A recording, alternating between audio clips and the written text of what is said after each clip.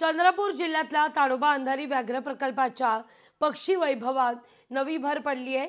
वन्यजीव अभ्यासक आणि ताडोबातील कोळसा क्षेत्राचे वनपरिक्षेत्र अधिकारी रुंदन कातकर यांनी युरोपियन नीलपंख पक्षी शोधून काढलाय।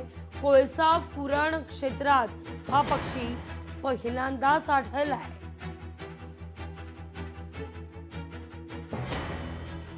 नियमित गस्त करत असताना जे कोळसा कुरण आहे पुनर्वसित ठिकाण, तर तिथे एक युरोपियन रोलर नावाचा पक्षी आढळला।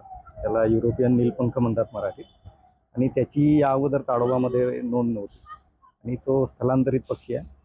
तो युरोप, मध्य आशियामधून आपल्याकडे स्थलांतर करतो।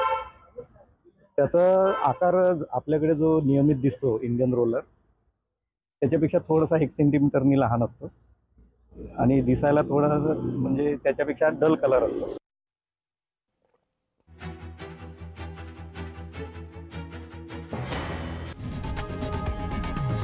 लोकशाही मराठी ऐका, पहा, जागरूक रहा।